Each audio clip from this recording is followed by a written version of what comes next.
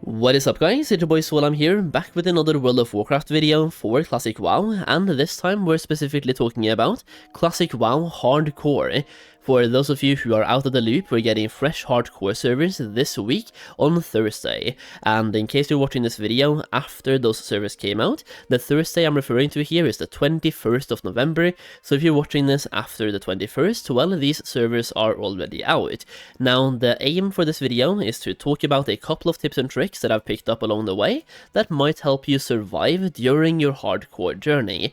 Now, to give you a little bit of TLDR on who I am, if you haven't watched my videos before, I've been making Classic WoW content since Classic WoW came out. I've been dabbling back into retail and back into Classic WoW quite a bit, and specifically for hardcore, I have leveled up 5 characters to level 60 in hardcore.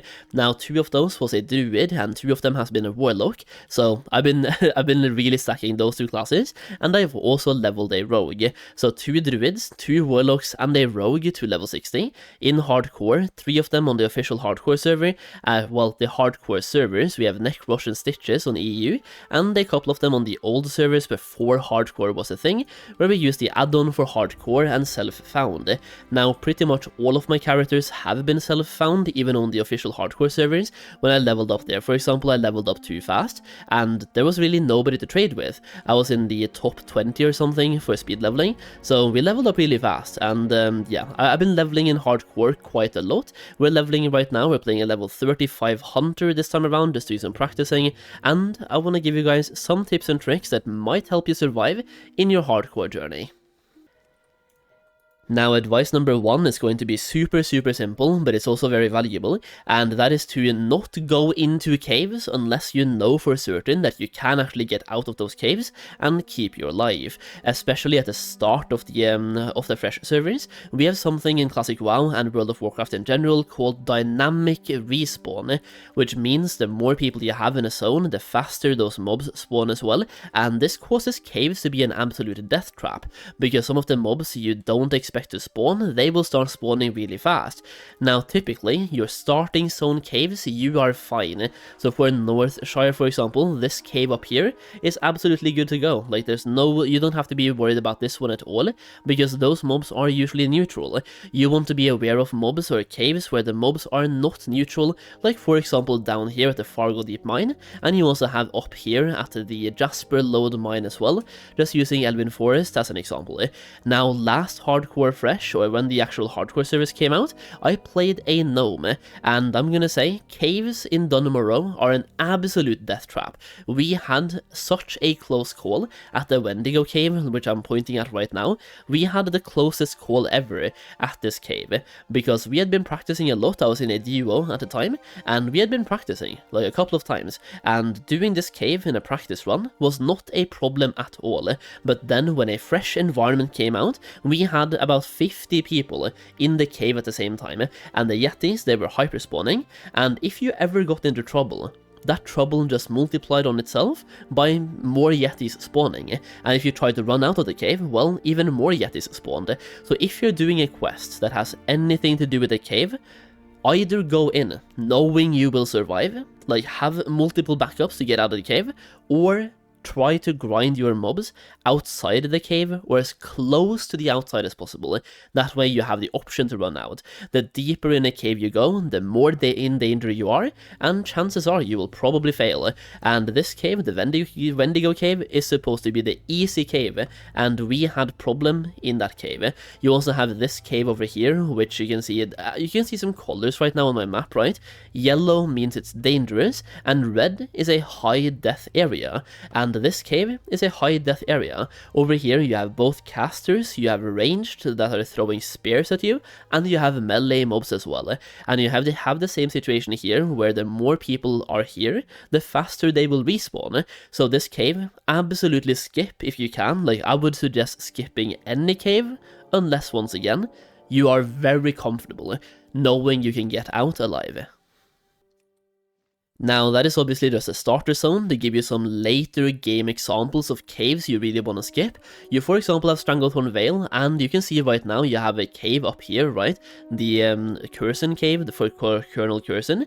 Well, you can see the entire area here is marked in red, and there's so much red you can't even see anything. You can barely even see the cave entrance. So this place right here is a really high death zone, or death part of the Stranglethorn Vale zone, and this cave is bad. The same thing goes for the Mosh Oil Compound cave, which is an elite cave, and over here as well, it's full of elites. Most people choose to skip this quest, but if you're doing this one, the cave at the Mosh Oil Ogre Mound, you really want to be careful. Have a 5-man group if you can, if you're not solo self-found, and yeah, be really careful.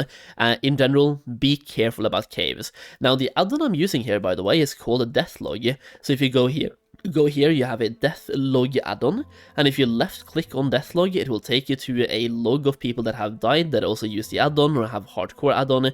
So you can see here, then we have a watch list, we have zone statistics, instance statistics to see like which instances are the most dangerous ones. You can click back and forth and see what people die from in those dungeons. This add-on is really good to have just to get a overall overview of what's dangerous and what's not. So for example, before the hardcore run starts, you can download this add-on, go into Classic Era or the old hardcore servers, and start putting down what you want to skip based on where people die. So in Shadowfang Keep, you can see Archmage Aragal is where most people that die inside this dungeon, they die there. Like about half of the deaths are at that place, and you can see which classes are also the most prone to dying inside that dungeon. Deadmines, we have Defies, Squall Shaper, Pirates, and Shipbuilders. You can see most people in Deadmines, they die from regular mobs. Probably the boat at the boat where you can actually mass pull, and the mobs can pull into each other. So in some dungeons, like here, you will have a boss that happens to be most of the kills, and Deadmines you have Trash. Stockades you also have Trash being the most deadly, and Wailing Caverns also Trash being the most deadly.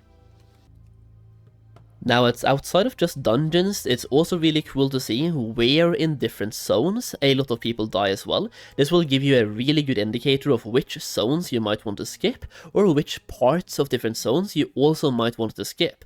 If you just look at the map right here, you will get a brief overview, but then if you further click on a zone, like for example here we can see the Darkshore, here you can see what the most dangerous parts of Darkshore is, and which parts are not so dangerous. So you can see here there's basically 4 different hotspots that are dangerous. You have the one that is like right north, like a Murloc area over here that I'm pointing at right now. That one is dangerous. You have this cave over here, not just a cave but also the Furbolg area, very dangerous as well. Then you have the tower, I don't know what the tower is called, but the tower right here is also really dangerous. The mobs spawn really fast, they're really high level, and you have 2 quests located right here.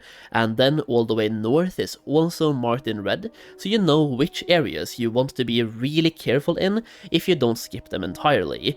This will give you an idea of which quests to skip if you are at any point unsure if you will be able to survive. So if you get a quest in this red area, you've never been there before, you might want to skip it and just grind mobs or do something else, go to a different zone. Same thing goes for example, the Barrens. You can see which areas are dangerous here, and once again it gives you an indicator of which areas you want to not to be in, or be very careful when you're in.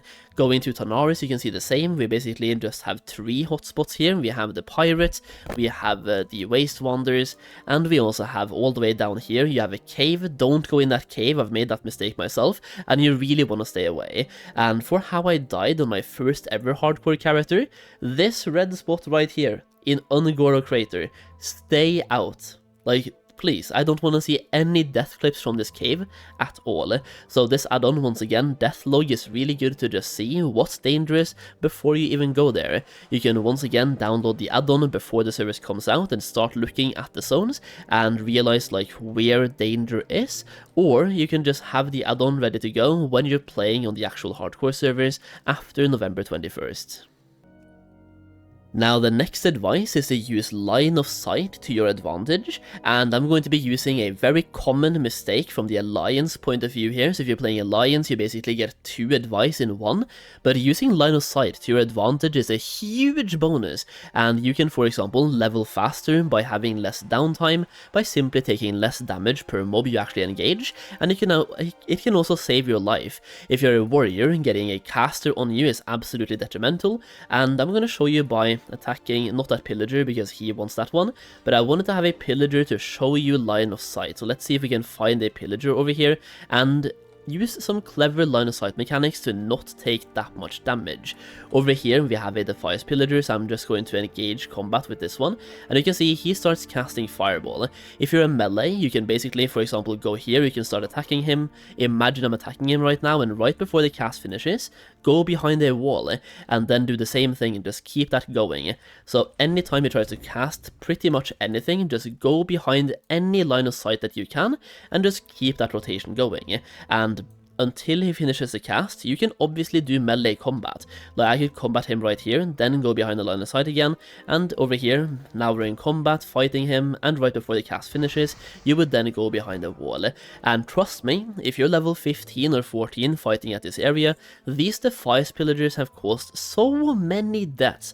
Like on the fresh hardcore servers when they came out, the regular hardcore servers, I saw so many people die here, and a friend of mine, he died here twice. So by the time he had to level up his 3rd character, I was level 35, and he was level 15 for the 3rd time, because he just kept dying at the same place. And these Defias pillagers, they hit really hard. Casters in general will hit really hard.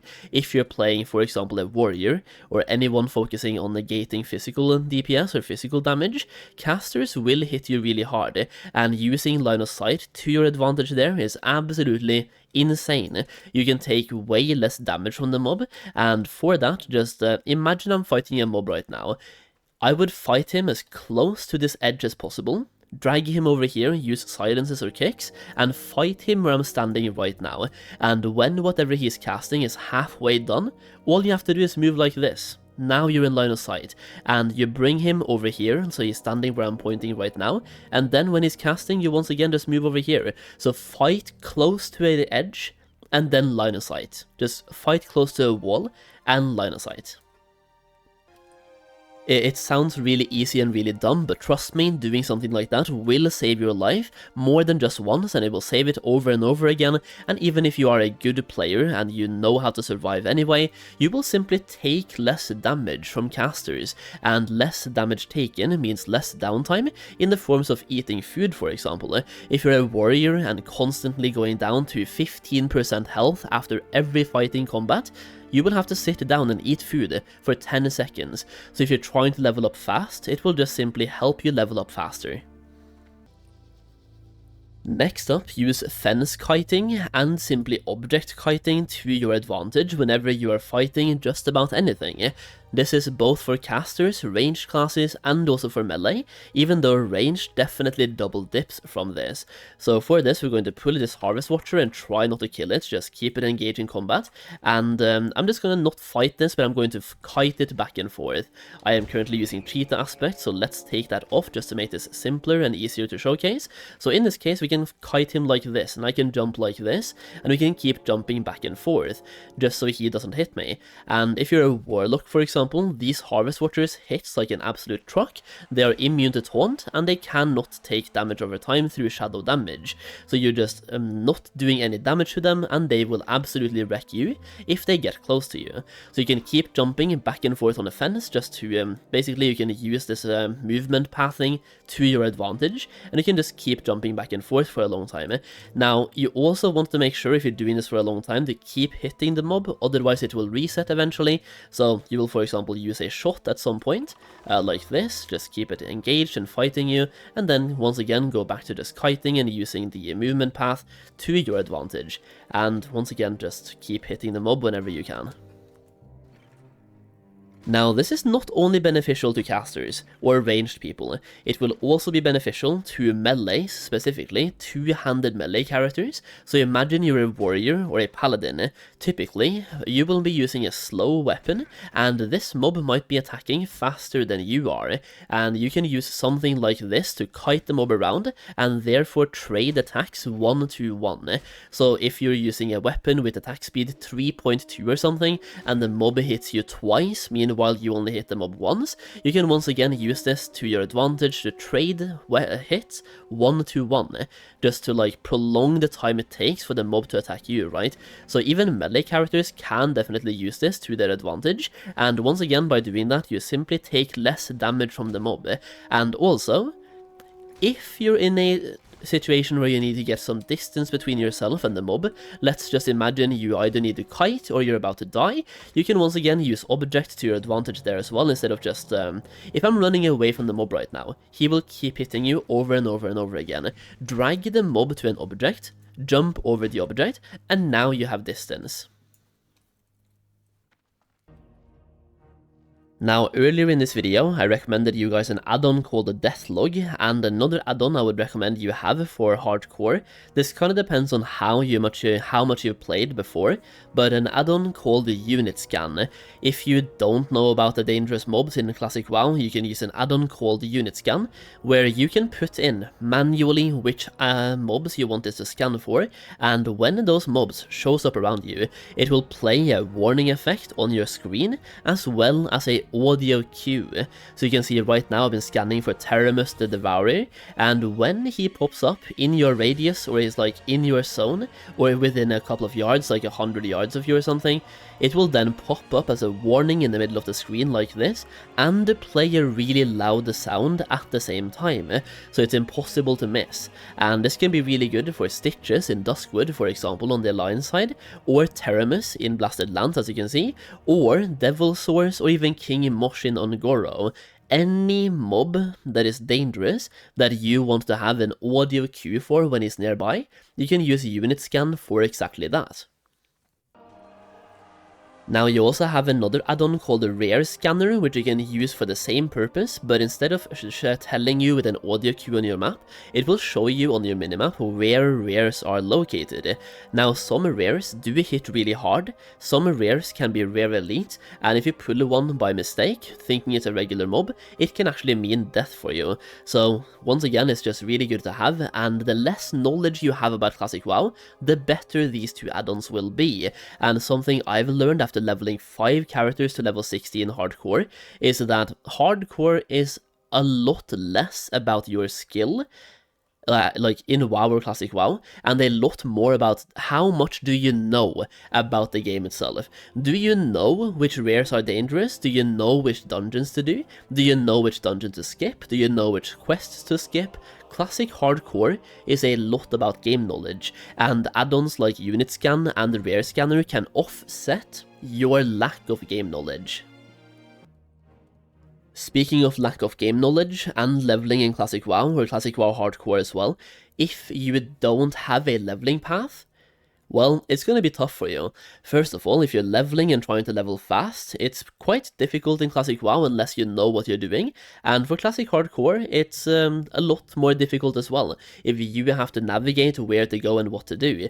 Well, if you haven't checked out RestedXP yet, I would like to say that I'm partnered or affiliated with RestedXP, and I've been using their guides to level up in Classic WoW, Classic Era, TBC Classic, Wrath Classic, and recently Classic Hardcore. They even have a hardcore version of their leveling guide, and the thing is, if you're using the regular leveling guide, it's based on speed and leveling to 60 fast.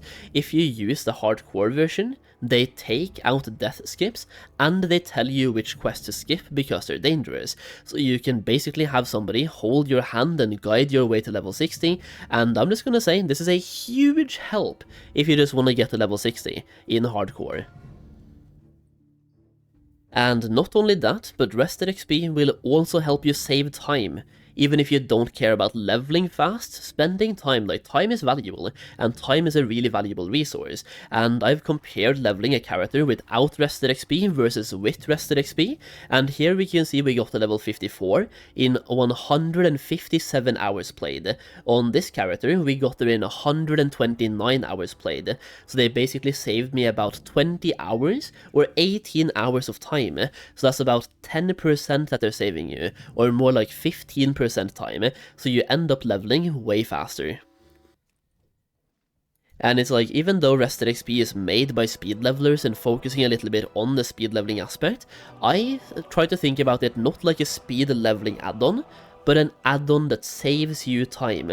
So instead of trying to level up as fast as possible, it simply just saves you time. And if you spend 10 hours less on your level 60 journey, well, that's 10 more hours you can then spend on grinding your pre-base, or making an alt, or doing whatever you want to do, right? So RestedXP for me has been a huge resource in Classic WoW, specifically for hardcore as well, been absolutely great, and it's great to at many points in my Classic experience, I do some quests, and after doing a zone, I think to myself, where do I go now? And every now and then, the quest you have available to you, like, you have to do all the quests almost in Classic WoW, or at least it feels that way, and sometimes I end up getting stuck, especially as an alliance player in the level 40 to 50 area. Sometimes I get stuck and have no idea where to go. In this case, RestedXP will tell you where to go. You just click on the guide where you are, and it can take you to that place. Let's say right now I am level 40, and I want to see where to go at level 40, I can just see here, and it tells me to go to Badlands from 41 to 41, and let's say I'm level 43, and I've already done Badlands, I can then go to STV or Swamp of Sorrows, or let's say I've done that as well, I can then go to Tanaris, and it tells you where to go, what to do, and where to start. It is just great to have. Link to RestedXP down below. Now, that is a pretty long video, but hopefully it gives you a little bit of information that will be valuable to you when the fresh hardcore service comes out, and if anything, I just hope this helps you level faster, level easier, and help you get to level 60 on those hardcore servers, and I just hope it helps you stay alive. At this point, we've been covering some semi-advanced tips in this video. I mean, you have the basics as well. Number 1, have health potions. Number 2, go to vendors. Look for like anything to buy from vendors. We have those videos from the past, and they're really basic advice, like health potions, mana potions, sprint potions are really good, free action potions eventually when we get to that stage of the game, they're good to have as well. Swiftness potions, if you can get those early, try to get those as well. I cannot tell you enough, swiftness potions are insane, especially if you're a warlock, for example, you lack movement speed, they can save your life several times. So have a stack of swiftness potions in your bags, have a stack of health potions, and you're good to go. Either way, that's the video, so leave a like if you enjoyed, leave additional tips in the comments down below, and thank you for watching. I'll see you again in the next video very soon.